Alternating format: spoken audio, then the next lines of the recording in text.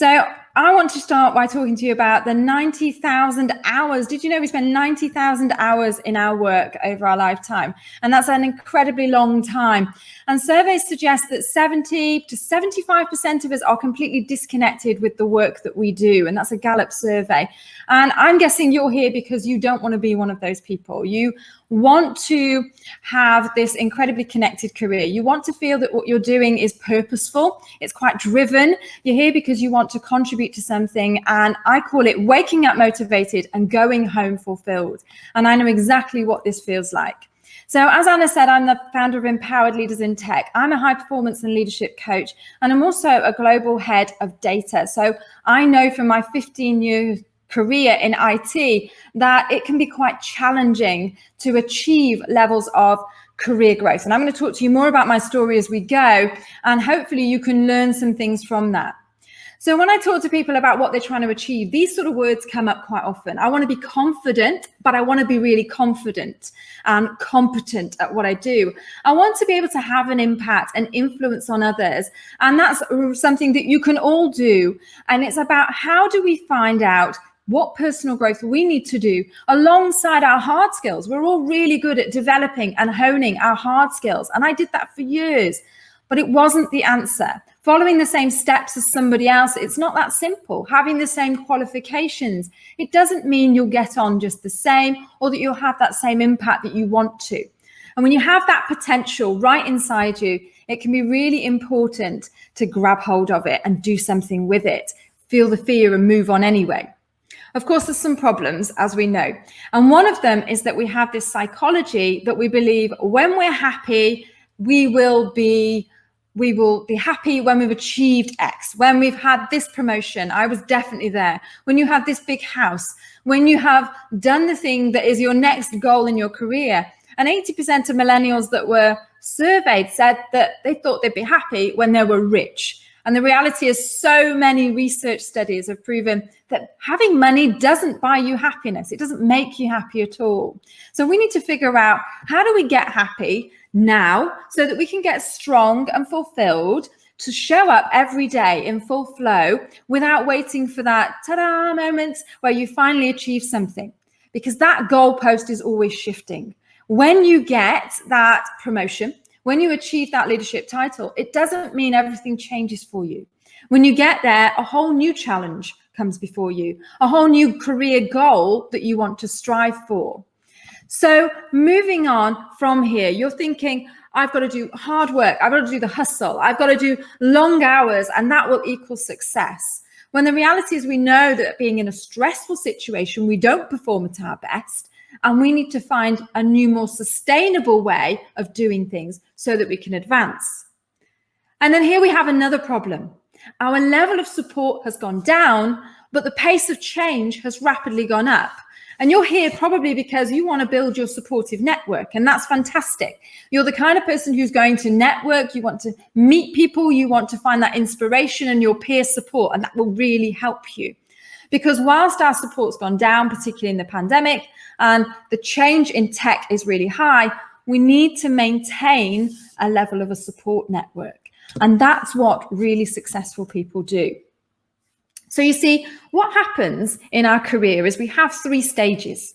And the first stage can be as long or as short before you have this realization and this establishing of your identity.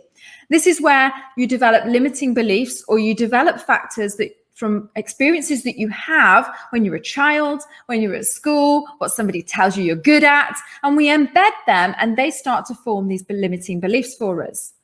And then we have this phase where we determine what our identity is.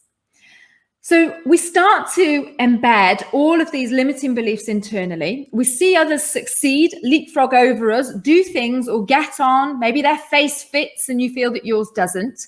They experience rejection and failure, while you might experience a level of imposter syndrome. Who am I to do this? And then we have the relationships, the connections with others, whether we form good bonds with our managers or with the people that can support us in progressing, whether we have influence over the decisions made in our team or in our organization. If we feel that nobody's listening to us, we're not being heard, we can again start to internalize that to mean we don't have anything of value to contribute. Then there's the external world, the bias that's been talked about a lot in this conference, and the judgment of others. What will they think of me if I show up in this way, or if I do this presentation? Are they going to judge me as being inadequate, the wrong person to do this? We've obviously got COVID. Restructures and redundancies also have a huge impact, and the economy, things that we can't necessarily directly control. So then you form this belief, I don't know what it takes, I could never do that. The successful people that I see around me are incredibly lucky, and I don't have those skills. And these are dangerous beliefs, but incredibly common and broad in terms of what we experience. And in fact, it's actually a bit of neuroscience going on here. So inside your brain, you've got this section at the front that is trying to protect you. It's really clever. It can simulate that if you take an action, what the risk might be. And obviously a part of your brain is designed to keep you safe, to protect you. So if you're thinking about getting a new job, if you're thinking about taking another move to a new country, your brain is doing this simulation to work out all the things that could go wrong and then trying to protect you in that process. And that can hold you and keep you stuck. It can give you a healthy amount of fear that keeps you where you are. And it's learning to recognize that you can do that simulation, but then challenging it with logical thinking. There's an awful lot of mindset in this. And we do this by all the things that we've picked up in the first stage of our career and we've embedded as part of our belief system. And then we can have this section where we have this idea of understanding what our goals are, our identity. And we really want to get focused on that. Sometimes that can be a breakthrough that's happened because you've had a child, because you've moved countries, because you were made redundant and you were forced to think about, do I really want to do this? Is this really my calling? And some of us, we will take that true calling, like Anna has here, and you will do something that's incredibly valuable. That means you're purpose-driven and you're in full flow because you're reaching in and getting your potential and you're delivering something that makes a difference. You're contributing to something that you're passionate about and that you're in full flow. And others, we play a little bit safer and we do an adjacent career. We do something that's next to the thing that we want to be doing. You might be supporting somebody who's doing the thing that really you would like to be doing. But when you have that viewpoint, that perspective, your eyes are wide open and the possibilities are endless. And that's what you want to get to. The situation where you can see everything opening up. Now, I was incredibly hungry for a promotion. I wanted to be in this full flow. And I thought that by being that leadership thing, getting to that top of those steps, that leadership ladder would really help me. And the reality is when I got there, I wasn't very prepared for it. I had climbed this career ladder, been very gung-ho about it and done some things that were quite working long hours, working late nights, and then taking on a lot of stress and a lot of extra work with lots of plates spinning. And I can talk to you about that more in my talk this afternoon. But what I realized is that I would lie in bed at night with insomnia. My head was spinning, my heart was beating out of my chest, and I was snappy at home. It wasn't working for me. And eventually I suffered life-changing burnout. During that period, I vowed that I wasn't going back to the same way of working. And I did an incredible amount of personal growth and study about and work with the execs around me to figure out how do they cope with the overwhelm, the pressure we put on ourselves, as well as the pressures around us to still achieve great things and still feel like we're connected. And the answer is these three dimensions. It's like the infrastructure that underpins everything. You can have the hard skills, you can have your technical knowledge and skills, but when it comes to really getting on in a safe and sustainable way and being present, you really need to have these three elements in place. So the first thing is clarity. It's incredibly powerful when you know who you are and you stay true to your identity. A lot of people I talk to talk about something not aligning with their values. Having that purpose-driven identity where something aligns with who you are, how you want to show up, and you're not being asked to do things that rub up against your values, that you don't agree with, is incredibly important. And that can be as simple as the organization you're in, or it can be the role that you're doing. So I want you to imagine 5 years from now, be really forward focused. Where do you want to be? Remove those limits. Where do you really want to be? What kind of life do you really want to try and build? And then make better decisions, because when every decision comes up, ask yourself, does this get me closer or further away from where I want to be?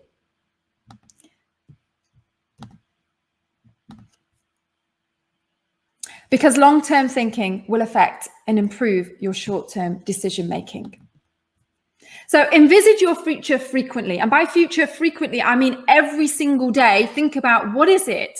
And you start to embed those things. You start to show up in that way. For me, I wanted to be a leader, and I knew I needed to show up early as that leader that I envisaged being, even if inside I felt that I was a bit of an imposter still. Because where you focus, that is where your energy is going to go. That's where your intentions are going to go.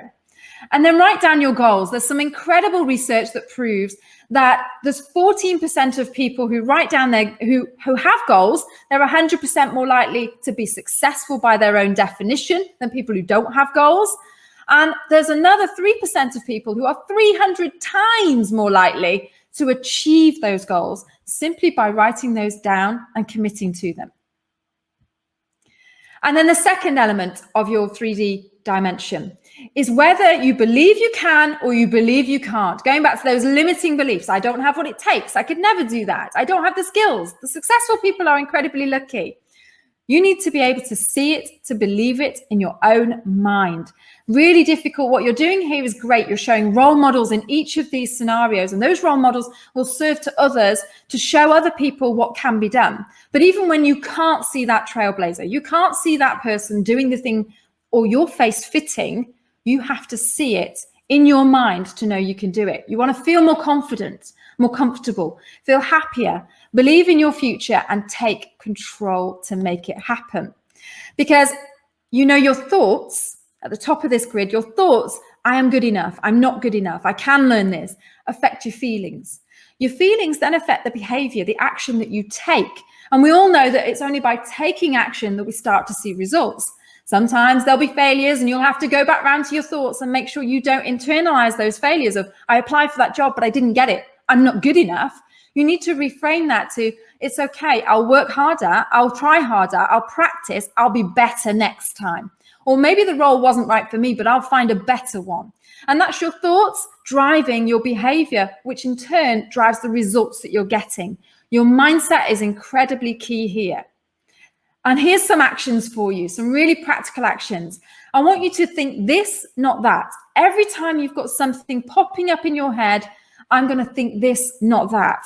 Change it, flip it on its head to the positive, to how you can spin something. If you are suspecting something's not going to work, be ready for it. Be ready for how you're going to tell yourself the new story. And if you really want to boost, these two things always really work for people. List all your achievements, everything you've done, because you will be astounded at where you've come from. When we think we haven't achieved anything, we reflect back over our career and think, I didn't get to where I wanted to. List your achievements. You'll realize you've done so much more. And when you get focused and intentional on where you want to do, where you want to be, that clarity, you'll do the next step because you know you've done it before. And brainstorm your superpowers. I call them superpowers. You can call them strengths, natural talents, whatever you like. Even ask other people. What do you think I'm good at? What are my strengths? I found some incredible insight from this when I asked my colleagues. Because when you feel strong, you improve your circle of influence. You know that thing about people not listening to us? Bringing on to support, the final circle in our 3 dimensions. Did you know that the 5 people that you spend most time with are a reflection of you? They make up the most of you. So it's incredibly important to choose your support network carefully and to build those people around you, those people that you have shared interests for. And this is a conference where you can do an incredible amount of that networking. Peers really matter. The quality of your life is the quality of those relationships you build. They will lead to opportunities. They will lead to support when you need it, when things are failing and you have that network around you. You don't feel that you're alone in it. You also need a safe place that you can go and explore ideas. And when I was talking to these executives that were doing so well, that felt to be on top of the world, they had these supportive places. They had people like them, peers they could go and talk to, a coach, a mentor, all of them, in fact. They would have these places to explore those ideas and increase their opportunities, allies, become more resilient, all of that kind of great stuff. So here's my actions to help you build support today. I want you to follow one new person that is inspiring you to grow, to strive for better, to move on and up level. And I want you to find one new person, either in the Slack group or in this channel, where you can hold a virtual coffee this week. Somebody you can really connect to and start to connect with and support them and vice versa and each other on your journey. And the final words I want to say to you is that you shouldn't wait. I think a lot of people have said this, but seriously, you have to keep moving forward. There is never a right time. And I want you to ask yourself frequently, how can I move forward? What small action can I take today, this week, that's going to move me forward on my goal? So thank you very much for listening to me, folks. I am doing another talk this afternoon on thriving in your first 30 days in leadership. This is where I teach you what I learned from my experience. And if you have any final questions, you can either pop them in the chat now, or you can pop them over in the Slack channel.